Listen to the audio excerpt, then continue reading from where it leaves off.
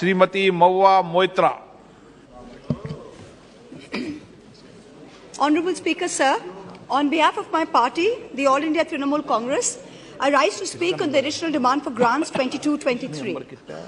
I begin by quoting the author Jonathan Swift. As the vilest writer has his readers, so the greatest liar has his believers. And it often happens that if a lie be believed for only 1 hour, it has done its work. Falsehood flies and truth comes limping after it. This government has us believe every February that this country's economy is going great guns. We are the fastest growing, most efficient global player. Everyone is getting employment. We're getting gas cylinders. We're getting electricity. We're getting pakka houses. This falsehood flies for about 8 to 10 months, and then the truth comes limping after it. And now we are in December, and the government says it needs another 3.26 lakh crores of additional funds over and above the budget estimate. The government and the ruling party coined the term pappu. You use it to denigrate, to signify extreme incompetence. Let me use the next few minutes to point out what the data, the statistics tell us as to who the actual pappu really is. NSO numbers were out yesterday. Industrial output has shrunk by 4% in October to a 26-month low. The manufacturing sector contracted 5.6%. Manufacturing is still the biggest generator of jobs. 17 of the industry sectors that make up the index of industrial production have recorded negative growth rates. Forex reserves have fallen by $72 billion in under a year. The Honourable Finance Minister yesterday during question hour mentioned how apparently 50% of FII inflows into emerging markets are coming into India. Wonderful. But her colleague, the Minister of State for External Affairs, just last Friday, in response to a question in this very House, stated that almost 2 lakh people, 1,83,741 people, renounced their Indian citizenship in the first 10 months of 2022. This exodus in 2022 takes the total number of Indians renouncing Indian citizenship under this government in the past 9 years since 2014 to over 12.5 lakh people. This year has already seen more people giving up Indian citizenship than any single given year. High net worth individuals are willing to pay up to $1 million to get citizenship of Portugal, of St. Kitts, of Greece. Is this the sign of a healthy economic environment? Of a healthy tax environment? Who's the pappu now?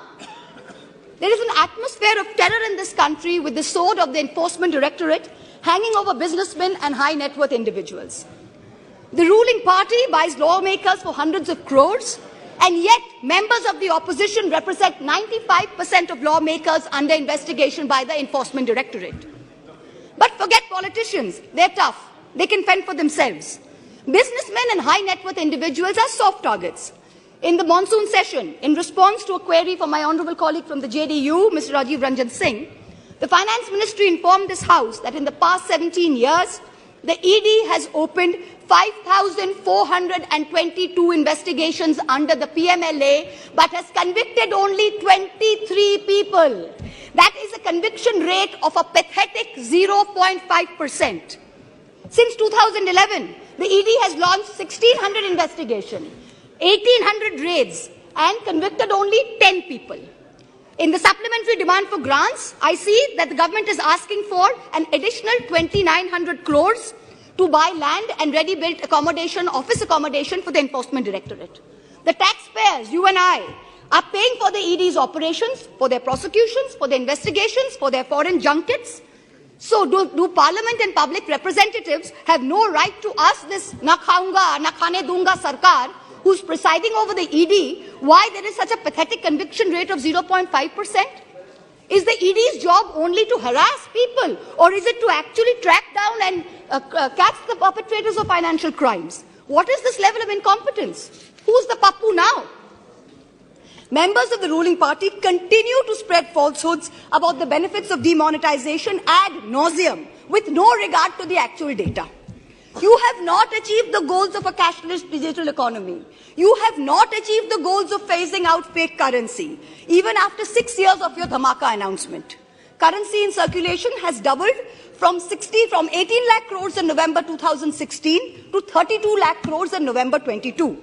Cash management company CMS's cash index for ATM hit an all-time high this Diwali. Cash is still king. Demonetization did not achieve any of the 3 targets. Who's the pappu now? I've been reviewing the demand for additional grants, and there are various items in it that are shocking.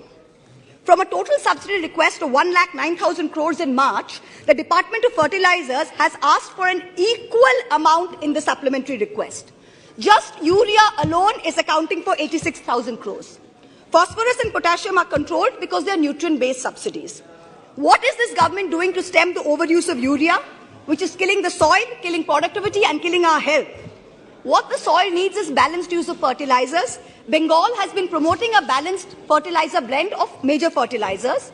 And now we are suffering because the center is starving us of the most popular mix of NPK, which is the basal application for potato. During November 22, Bengal asked for a certain amount, and only 33% of our demand for balanced fertilizers was met by the center. Most of the urea-based subsidy is going to GAIL, because GAIL supplies the maximum gas to the fertilizer sector. When are we going to see the much promised reform and competition in this natural gas sector? When are we going to see the promised transmission system operator, the unbundling of GAIL? Is the government hiding and protecting GAIL under the garb of providing urea subsidies to people? Nearly 2,000 crores supplementary demand is for large industry, whereas only 233 crores is for the MSME sector. But the MSME sector accounts for 90% of jobs in the industrial sector. These are very distorted priorities. About 45,000 crores demand is for Manrega and other rural employment schemes. This is far too little, far too late. The rural sector accounts for nearly 2/3 of employment in this country. Field reports suggest that only a very small fraction of rural households are getting Manrega jobs. That too not more than 30 to 40 days instead of the assured 100 days. That too, there's a 3 to 4 week lag in wage payment simply because there is inadequate allocation of funds. There is also no supplementary demand for subsidized food delivery under PDS. There's an overall anti-poor bias in the supplementary demand for grants. BSNL is being provided, this is very interesting, BSNL is being provided a viability gap funding of 18,000 crores for rural wireline operations. Prima facie, I don't have a problem with this. But if the government of India wants to keep giving BSNL viability gap funding, it is also giving it free spectrum worth 30,000 crores. Then why not make BSNL free roaming rural for everybody? If I'm not a BSNL user, I'm an Airtel user. I am paying for BSNL's free spectrum. It is not only BSNL subscribers who are paying for it. So if Airtel has poor network in a rural area, why can my phone not latch on to BSNL? Taxpayers are paying for this. Make it free for all in rural areas. The supplementary demand for grants will amount to an additional expenditure of about 4.36 lakh crores. This is going to raise the fiscal deficit above the target that you mentioned in the budget. So what is the government's additional revenue mobilization measures, especially non-tax revenue, that is going to make this up, make up the additional expenditure so we stay within the fiscal demand targets, fiscal deficit target? The Honorable Finance Minister yesterday stood in this house and she likened us, the opposition, to Videsh ka Dushman. And she said, we have Jalan ka Bhavna at India's growth.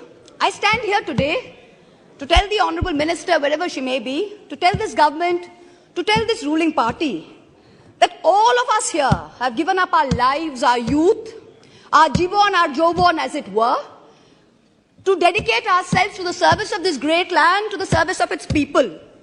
We represent the farthest corners of this country, from Karimpur to Kutch, from Katgodam to Kasargod.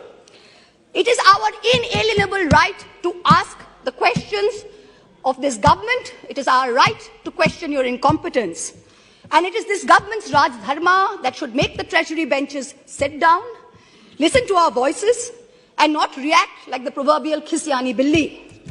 It requires enormous courage and tenacity to simply stand up here and speak the truth, and we are doing it. In contrast, the ruling party is moving from one incendiary issue to another, from the division of Bengal into North and South, to the Citizenship Amendment Bill, to releasing convicted lifetime murderers and rapists just before an election, to openly trying to challenge the judiciary into submission. You somehow keep hoping that you will scare India into submission, and you will keep winning power term after term. But it's not working. You just went to election in 3 states. With all your might, with all your resources, you won in only 1. The president of the ruling party could not hold on to his own home state. Who's the pappu now? A certain honorable MP from the treasury benches, who's given to trespassing in high security zones, who goads us all with equal measure of falsehood and fake bravado, yesterday took cheap pot shots at my state, the state of Bengal, with false claims of diversion of Manrega funds. To him I say this, sir, don't push your luck. I went to Mount Holyoke College. I worship Ma Kali. And I've been elected twice from a border constituency. In your lingo, I say to you, and this is not unparliamentary, don't take panga. A certain Jari Booty Baba says publicly, he likes women in saris, shalwars, and also nothing at all. In the presence of the wife of a deputy chief minister of the ruling party, hand on heart, ask yourselves, had any opposition leader said anything remotely similar, you would have been baying for their blood. The ruling party does not denounce it. There is no outrage. A convicted murderer and rapist is publicly giving sermons while out on parole, and leaders of the ruling party are listening to it. You do not have the moral clarity to call out right from wrong. Who's the pappu now? People tell me to keep quiet, to make peace in the name of soft Hindutva. I am Hindu, but I refuse to play soft anything. What this country needs is an elected government which plays hard morality, hard legality, and hard economics. No soft anything.